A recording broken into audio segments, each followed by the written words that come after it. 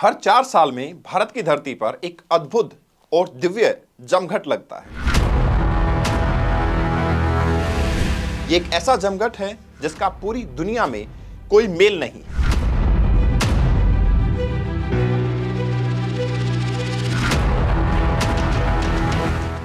एक ऐसा जमघट जहां धार्मिक आस्था और मानवीय एकता का संगम होता है।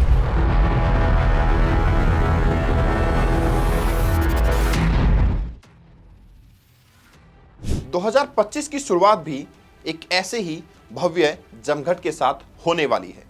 उत्तर प्रदेश के प्रयागराज में 12 साल के बाद महाकुंभ उत्सव होने जा रहा है। ये उत्सव 13 जनवरी को पौष पूर्णिमा से 26 फरवरी यानी महाशिवरात्रि तक देखने को मिलेगा। इस बार यहां श्रद्धालुओं की संख्या 40 करोड़ से भी ज्यादा एस्टीमेट की जा रही है। जाहिर है कि इस महा आयोजना की तैयारियां भी उतनी ही विशाल हैं।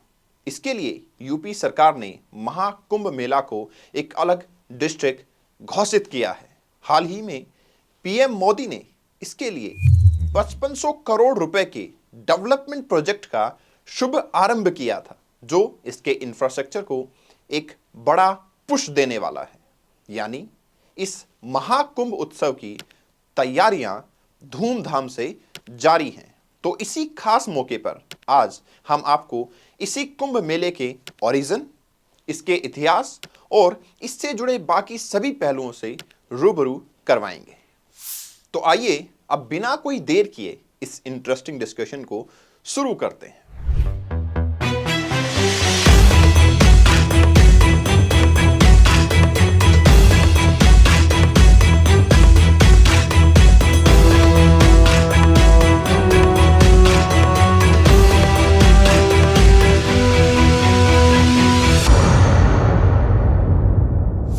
दोस्तों, सबसे पहले बात करते हैं इसके ओरिजिन की।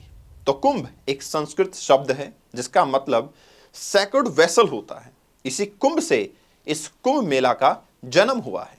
असल में ये कहानी शुरू होती है समुद्र मंथन के प्राचीन गाथा से, जिसका वर्णन हमें भगवत पुराण, विष्णु पुराण और महाभारत जैसे हिंदू धार्मिक ग्रंथों में मिलता है। इस कहानी का मेन थीम एक दिव्य संग्राम है जिसमें देवों और असुरों के बीच अमृत के लिए महासंग्राम होता है। लेकिन यह अमृत समुद्र मंथन से ही प्राप्त हो सकता था, क्योंकि यह समुद्र के ताल पर मौजूद था। कहा जाता है कि जब दुर्वासा ऋषि ने देवताओं को श्राप दिया तो वो काफी कमजोर हो गए थे, जिसका फायदा उठाकर असुरों ने दुनिया में तबाही मचा दी। इसको देखते हुए भगवान ब्रह्मा ने देवताओं को सलाह दी कि वो असुरों की मदद से समुद्र मंथन करके अमृत प्राप्त करें और उसको पीकर फिर से अपनी खोई हुई शक्ति वापस प्राप्त करें। देवों ने असुरों को इसके लिए मना लिया। दोनों का मकसद अमृत को पाकर शक्तिशाली बनना था। बस फिर क्या था, देवों और असुरों ने साथ मिलकर समुद्र मंथन शुरू किया। समुद्र मंथन के लिए माउंट मंडारा को एक रोड की तरह और वासुकी एक शक्तिशाली नाग को रस्सी की तरह यूज किया गया। लेकिन बीच में जब देवताओं के लिए समुद्र मंथन मुश्किल हो गया, तब लॉर्ड विष्णु ने कर्मा टॉर्टोइस का रूप धारण करके देवताओं की मदद की।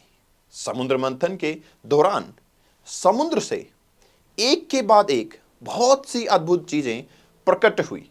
हला हला नाम का जहर प्रकट हुआ। लॉर्ड शिवा ने संसार को इसके सर्वनाश से बचाने के लिए हला हला को अपने गले में उतार लिया। इसके बाद इसमें से लक्ष्मी जी प्रकट हुई, जो प्रोस्पेरिटी और वेल्थ का सिंबल है। साथ ही साथ इससे कामधेनु नाम की दिव्य गाय और कल्प वृक्ष नाम का एक दिव्य पेड़ भी निकला, जो सबकी मनोकामना पूरी करते हैं। और इस सब के बाद यहां वो प्रकट हुआ जिसका सबको बेसब्री से इंतजार था। जी हां, इस सब के बाद समुद्र से अमृत का दिव्य कुंभ प्रकट होता है, जो धन्वंतरी के हाथों में था। लेकिन जब असुरों को यह पता चला कि देवता अमृत को उनके साथ नहीं बांटने वाले, तो उन्होंने 12 दिन तक देवताओं का पीछा किया। देवों की मदद करने के लिए भगवान विष्णु ने मोहिनी रूप धारण कर लिया। मोहिनी की सुंदरता से मंत्र मुग्ध होकर असुर उनके जाल में फंस गए और इस तरह देवों को अमृत प्राप्त हो गया। लेकिन इस युद्ध के दौरान अमृत की कुछ बूंदें धरती पर गिर गई।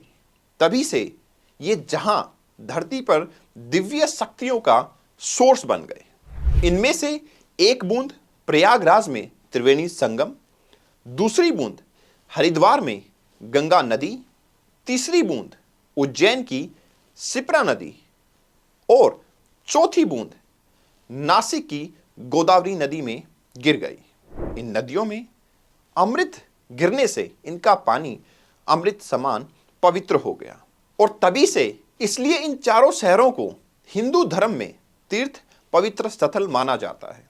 प्रयागराज में जहां गंगा, यमुना और सरस्वती का संगम होता है, वो भी एक ऐसा ही तीर्थ स्थल है। मनुस्मृति और धर्मशास्त्र कहते हैं कि पवित्र नदियों में स्नान करने से लोगों के पाप धुल जाते हैं और वो मोक्ष की ओर बढ़ते हैं। यहां आपको बता दें कि कुंभ मेला अलग अलग प्रकार का होता है। कुंभ मेला का समय और उनके प्रकार सन एंड जुपिटर के नक्षत्रिक स्थिति पर निर्भर करता है।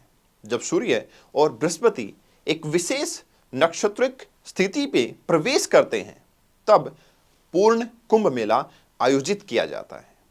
पूर्ण कुंभ मेला हर 12 साल में एक बार प्रयागराज के त्रिवेणी संगम पर होता है। इस दिव्य पर्व पर लोग स्नान करके अपने पापों से मुक्ति पाने की कामना करते हैं। वहीं अर्ध कुंभ मेला पूर्ण कुंभ मेला के बीच में 6 साल में आयोजित होता है। अर्ध कुंभ मेला भी प्रयागराज में ही होता है, लेकिन इसका महत्व थोड़ा अलग होता है। महाकुंभ मेला एक और विशेष प्रकार का कुंभ मेला है जो पूर्ण कुंभ मेला के बाद 144 सालों में एक बार आयोजित होता है। इसका आयोजन भी प्रयागराज के त्रिवेणी संगम पर ही होता है और इसका महत्व और भी ज़्यादा देखने को मिलता है। तो दोस्तों, अभी तक हमने कुंभ के ओरिजिन और उसके महत्व को समझने की कोशिश की। अब बात करते हैं इसकी ऐतिहासिक जर्नी की। इसके ट्रेसेस हमें सबसे पहले मौर्यन एम्पायर में देखने को मिलते हैं, जो 4th सेंचुरी BCE से लेकर 2nd सेंचुरी BCE तक का पीरियड था। मौर्यन रूलर्स अपने विशाल साम्राज्य को एकजुट रखने के लिए अलग अलग कल्चर और ट्रेडिशन को प्रमोट करते थे।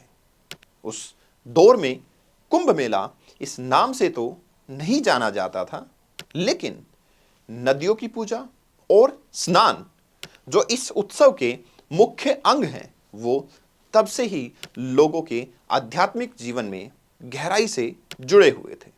उसी तरह गुप्ता एम्पायर, जिसे हम गोल्डन एज ऑफ हिंदुइज्म भी कहते हैं, इस दौर में कुंभ मेला एक बड़े ऑर्गेनाइज्ड इवेंट के रूप में लगने लगा था। छोटी छोटी रीजनल फेस्टिवल से शुरू होने वाली ये कहानी टाइम के साथ बड़े स्केल पर पिलग्रिम्स को अट्रैक्ट करने लगी। गंगा समेत बाकी पवित्र नदियों में स्नान और ये संगम पूरे सब कॉन्टिनेंट से लोगों को खींचकर लाने लगा। लेकिन सही मायने में ये कुंभ मेला उत्सव लगभग 2000 साल पुराना है। इसका सबसे पहला रिटन रेफरेंस चाइनीज ट्रैवल ज़ुआंगज़ेंग के ट्रैवल अकाउंट में देखने को मिलता है।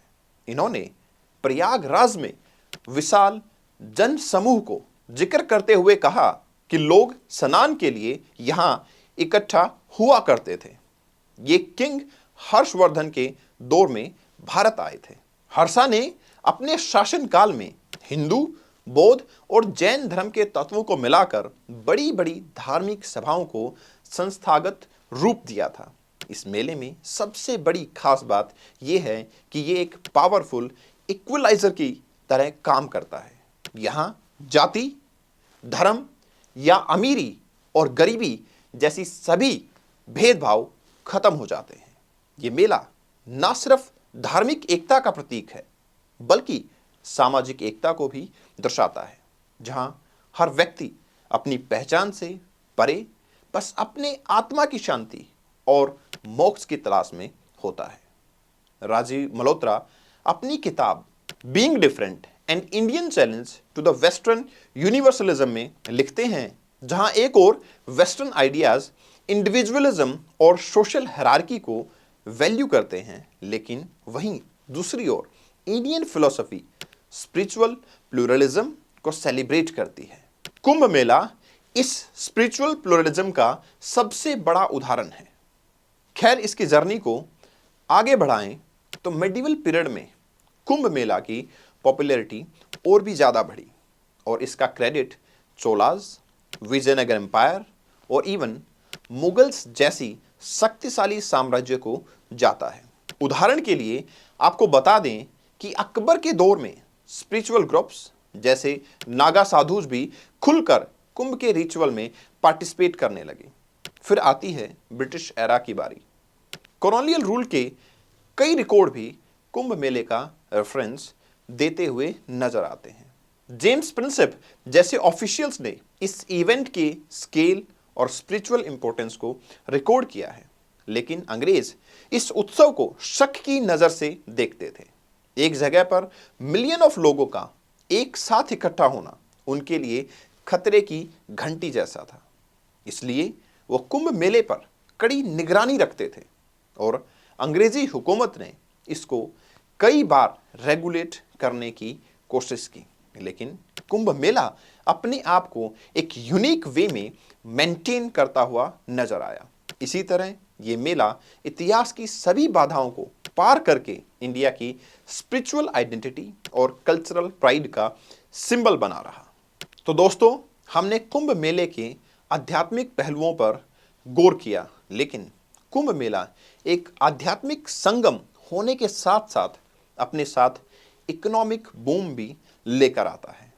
लोग देश और दुनिया के कोने कोने से कुंभ मेले का दर्शन करने आते हैं और जब इतने सारे लोग एक जगह आते हैं तो लोकल बिजनेस के लिए एक गोल्डन अपॉर्चुनिटी बन जाती है। इस उत्सव के दौरान सिक्योरिटी से लेकर सैनिटेशन तक, ट्रांसपोर्टेशन से लेकर लोकल फैसिलिटीज तक हर जगह टेम्परेरी जॉब्स की जरूरत पड़ती है। इसलिए कुंभ मेला एक मिनी इकोनॉमिक सिस्टम बन जाता है जो एक दिन में ही सेटअप किया जाता है। 2019 में उत्तर प्रदेश सरकार ने इंफ्रास्ट्रक्चर को इंप्रूव करने के लिए 4200 करोड़ रुपए का खर्चा किया था। 2025 का कुंभ मेला कितना विशाल होगा, इसका अंदाजा आप 2019 के कुंभ मेला से भी लगा सकते हैं। 2019 का कुंभ मेला 25 करोड़ लोगों के साथ दुनिया की सबसे बड़ी पीसफुल गैदरिंग बना था। कुल एक दिन में लगभग 3 करोड़ लोगों ने पवित्र नदियों में स्नान किया। इतने बड़े क्राउड को मैनेज करने के लिए यहां 250 किलोमीटर के नए रोड्स, 1500 सीसीटीवी कैमरास और 1,22,000 टॉयलेट का इंतजाम किया गया था। लोगों के रहने के लिए 2.5 लाख से ज्यादा टेम्पररी अकोमोडेशंस जैसे कि टेंट सिटीज और गेस्ट हाउस तैयार किए गए थे। और तो और 2019 का कुंभ मेला आर्ट और स्टोरी टेलिंग का भी एक अद्भुत प्रतीक बना था। भक्तों को आकर्षित करने के लिए 20 मिलियन स्क्वायर फीट के मोरल पेंटिंग्स किए गए थे, जिसके साथ साथ ये दुनिया की लार्जेस्ट पब्लिक आर्ट एग्जीबिशन बन गई। आपको यकीन नहीं होगा कि 2019 के कुंभ मेले ने तीन गिनीज वर्ल्ड रिकॉर्ड अपने नाम पर दर्ज किए। पहला रिकॉर्ड सबसे बड़े ट्रैफिक और क्राउड मैनेजमेंट प्लान का था, जो कुंभ मेले के दौरान लोगों की सेफ्टी और इजी मूवमेंट के लिए बनाया गया था। दूसरा रिकॉर्ड पेंट माई सिटी योजना के तहत पब्लिक साइट्स की पेंटिंग का था और तीसरा रिकॉर्ड सबसे बड़े सैनिटेशन और वेस्ट डिस्पोजल का था, जो इस मेले के दौरान हाइजीन मेंटेन करने के लिए लाया गया था। तो अब आप सोच सकते हैं कि 2025 का महाकुंभ मेला कितना भव्य और विशाल होगा। 2019 में 25 करोड़ लोग आए थे, पर इस बार यहां 40 करोड़ श्रद्धालुओं के आने की उम्मीद है, जो यूपी की पॉपुलेशन से कहीं ज्यादा है।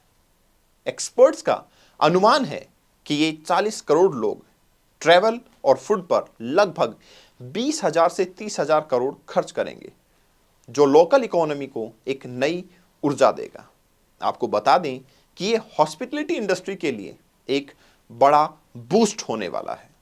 यहां 2,000 लग्जरी टेंट्स और 25,000 पब्लिक अकोमोडेशन बनाई गई हैं। प्रयागराज और उनके आसपास के होटल्स, होम स्टेज भी भक्तों के लिए तैयार किए गए हैं। अकोमोडेशन की रेट्स 2500 से लेकर 25,000 पर नाइट तक हो सकती हैं और कुल मिलाकर इस सेक्टर का बिजनेस 1500 से 2,000 करोड़ के आसपास का हो सकता है। इतना ही नहीं, मेले के ग्राउंड का एरिया भी 20% ज़्यादा एक्सपेंड करके 4,000 हेक्टेयर तक बढ़ा दिया गया है, जो 25 सेक्टर्स में डिवाइडेड होगा।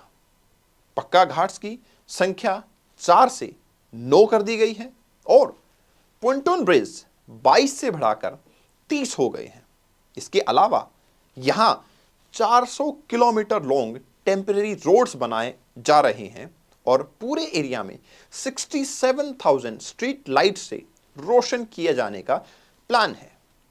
यूपी पावर कॉरपोरेशन ने 2 नए पावर सबस्टेशन और 66 ट्रांसफार्मर सेटअप किए हैं और 1249 किलोमीटर लंबी पाइपलाइन द्वारा 200 वाटर एटीएम और 85 वाटर बूथ्स एक्टिव होंगे। गवर्नमेंट ने event coordination, customer support, logistic support जैसे स्पेशलिस्ट जॉब के लिए एड्स भी दे दी हैं। कुंभ फेलोज को 40,000 रुपीज पर मंथ देने का प्रावधान तय किया गया है। इतना ही नहीं, डेकोरेशन और स्टैच्यूज, पेंटिंग बनाने के लिए 25,000 क्राफ्टमैन भी एम्प्लॉय किए गए हैं। ये उत्सव स्किल्ड हो या अनस्किल्ड गिग वर्कर्स के लिए एक अच्छा प्लेटफॉर्म साबित होने वाला है। और तो और हाइजीन और सैनिटेशन के लिए 1.5 लाख टॉयलेट बनाए जा रहे हैं, जिनकी सफाई के लिए 10,000 सफाई कर्मचारियों को एम्प्लॉय किया जाएगा। क्लीननेस के प्रोजेक्ट की कीमत तकरीबन 240 करोड़ तक हो सकती है। साथ ही साथ इसको ग्रीन कुंभ बनाने के लिए 3 लाख सैपलिंग लगाई गई है। इस मैसिव इंफ्रास्ट्रक्चर के साथ साथ रेलवे सेक्टर इसके लिए 13,000 ट्रेन्स चलाने वाला है, जिसमें से 3,000 स्पेशल ट्रेन्स केवल इसी पर्पज के लिए चलाई जाएंगी। साथ ही साथ श्रद्धालुओं की सुविधा के लिए 7,000 रोडवेज बसेस और 550 शटल बसेस भी तैनात की जाएंगी।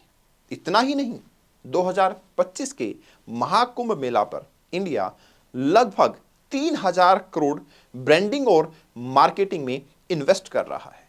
बड़े ब्रांड्स जैसे HUL, Coca Cola, ITC, Dabur और पेटीएम यहां अपनी प्रेजेंस बढ़ाने के लिए interactive booths, VR experience zone और ब्रांडेड लॉन्च तक सेट कर रहे हैं। यहां आने वाले श्रद्धालु अपना पैसा सिर्फ अकोमोडेशन पे ही नहीं, बल्कि फूड, रिलीजियस आर्टिफैक्ट्स और लोकल स्मृति चिन्ह पर भी खर्चा करते हैं। यानी ये मेला अपने साथ एक ऐसा इकोनॉमिक रिवॉल्यूशन लेकर आता है जो टूरिज्म, एम्प्लॉयमेंट और FMCG जैसे सेक्टर को भर भर कर अपॉर्चुनिटी देता है। ये इवेंट सिर्फ प्रयागराज के लिए नहीं, बल्कि पूरे देश के लिए एक मिसाल बनता है। इसका अंदाजा भी आप पुनाई फिगर्स से लगा सकते हैं। 2013 के महाकुंभ ने 12,000 करोड़ का रेवेन्यू किया था, जबकि 2019 के कुंभ में 1.2 लाख करोड़ का रेवेन्यू जनरेट किया गया था। इसमें टूरिज्म, रिटेल और हॉस्पिटैलिटी इंडस्ट्रीज का सबसे बड़ा कंट्रीब्यूशन था। इस सब के अलावा इस बार का मेला और भी ज़्यादा खास होने वाला है, क्योंकि इस बार हमें टेक्नोलॉजी और ट्रेडिशन का एक परफेक्ट ब्लेंड देखने को मिलने वाला है। उदाहरण के लिए इस बार एआई पावर्ड कैमरास और एडवांस सर्विलेंस सिस्टम से लेकर 1.45 लाख टॉयलेट, 25,000 बेड्स और एक फुल्ली प्लान्ड टेंट सिटी तक सब कुछ टेक इनेबल्ड है। तो जैसा कि उत्तर प्रदेश के सीएम योगी आदित्यनाथ जी ने भी कहा है, महाकुंभ का स्टेट की इकोनॉमी पर बहुत पॉजिटिव असर होगा और इसी वजह से स्टेट और सेंट्रल गवर्नमेंट ने 7100 करोड़ का बजट अलोकेट किया है। लेकिन ये मेगा सेलिब्रेशन अपने साथ एक बड़ी रिस्पॉन्सिबिलिटी भी लेकर आता है, और वो है गंगा जैसी पवित्र नदियों को साफ और स्वच्छ रखना। नदियों में स्नान करना इस पूरे उत्सव का सबसे महत्वपूर्ण हिस्सा है। लेकिन जब एक साथ इतने सारे श्रद्धालु एक ही जगह पर इकट्ठा होते हैं और स्नान करते हैं, पूजा पाठ करते हैं, तो इन नदियों में पॉल्यूशन भी बहुत ज़्यादा बढ़ जाता है। इस समस्या को सुलझाने के लिए नमामि गंगे प्रोजेक्ट लॉन्च किया गया था। 2019 में सैनिटेशन और वाटर फिल्ट्रेशन के लिए 650 करोड़ का बजट अलोकेट किया गया। पिछले कुछ सालों में गंगा की सफाई और प्रिजर्वेशन पर 4200 करोड़ से ज़्यादा का खर्चा किया गया है। लेकिन कुंभ मेले के साथ हम लोगों की स्पिरिचुअल जर्नी ही नहीं, बल्कि सोशल और एनवायरमेंटल रिस्पॉन्सिबिलिटी भी जुड़ जाती है। जिन रिवर्स को हम पूजनीय मानकर उनमें स्नान करते हैं, उनको साफ सुथरा रखना भी हमारी नैतिक जिम्मेदारी है। इसलिए ऐसे खास मौके पर हमें अपने अंदर के मैल को साफ करने के साथ साथ इन नदियों को साफ रखने का भी प्रण लेना चाहिए। और अंत में हम बस यही कहना चाहेंगे कि कुंभ मेला सिर्फ एक धार्मिक उत्सव नहीं, एक ऐसी आध्यात्मिक यात्रा है जो हमारे जीवन को नई रोशनी से रोशन करती है।